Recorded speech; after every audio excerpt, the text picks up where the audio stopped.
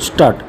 વિકાસની આંધળી દોડમાં માનવીય મૂલ્યો અને નૈતિકતા કઈ હદે ભોંયતળિયે જઈ બેઠા છે તેનું આનાથી વધુ ભયાવહ ઉદાહરણ બીજું કયું હોઈ શકે? નફાખોરીની ગીધ વૃત્તિએ આજે સમાજને એવા વળાંક પર લાવીને ઊભો કરી દીધો છે જ્યાં અમુક અસામાજિક તત્વો માટે માનવ જીવનનું મૂલ્ય કાગળના થોડા ટુકડાઓથી વિશેષ રહ્યું નથી.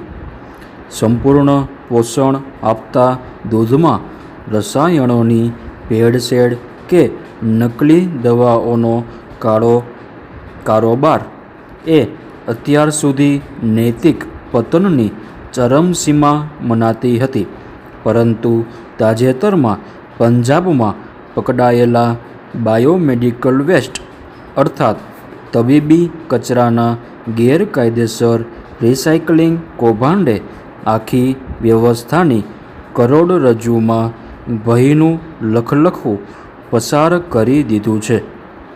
જ્યારે બીમારીના ઈલાજ માટે વપરાયેલી અને લોહીથી ખરડાયેલી સામગ્રી નાશ પામવાને બદલે સસ્તા રમકડાં બનીને કોઈ માસૂમ બાળકના હાથમાં પહોંચે ત્યારે તે માત્ર કાયદાનો ભંગ નથી રહેતો, તે માનવતા પર અચરાયેલો એક અક્ષમ્ય અને ક્રૂર અપરાધ બની જાય છે.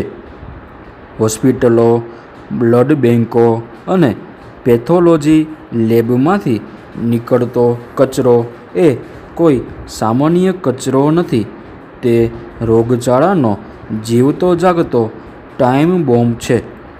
પંજાબમાં પોલીસના દરોડા દરમિયાન ગોદામોમાંથી લોહીવાળા કોટન પેડ, વપરાયેલી સિરીંજ, ગ્લોવ્સ અને બ્લડ સેમ્પલની બોટલોનો મોટો જથ્થો મળી આવ્યો, જે સીધો જ ભંગારના ડીલરો મારફતે પ્લાસ્ટિક ઉત્પાદકો સુધી પહોંચતો હતો.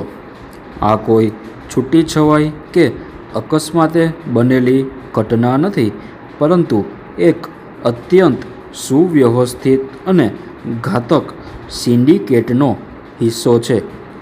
બાયોમેડિકલ વેસ્ટમાં વપરાતું પ્લાસ્ટિક ઉચ્ચ ગુણવત્તાવાળું હોય છે, જેની સસ્તી ઉપલબ્ધતા ઉત્પાદકોનો ખર્ચ ઘટાડે છે.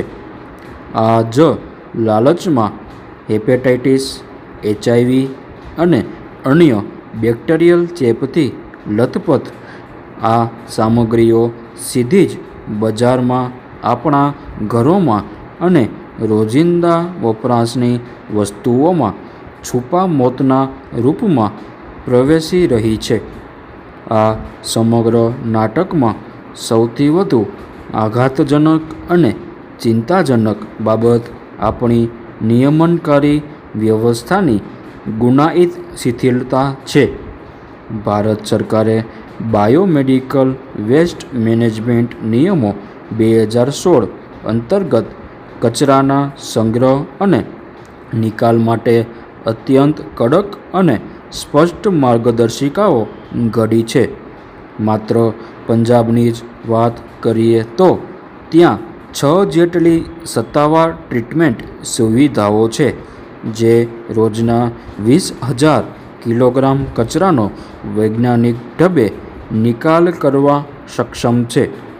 કેન્દ્રીય પ્રદૂષણ નિયંત્રણ બોર્ડ દ્વારા વાહનોનું GPS ટ્રેકિંગ અને બારકોડ આધારિત ઓનલાઈન ડેટા અપલોડ થતો હોવા છતાં પકડાયેલા કચરા પર એક અધિકૃત કંપનીનો જ બારકોડ હોવો એ સિસ્ટમની મિલીભગતની ચાડી ખાઈ છે.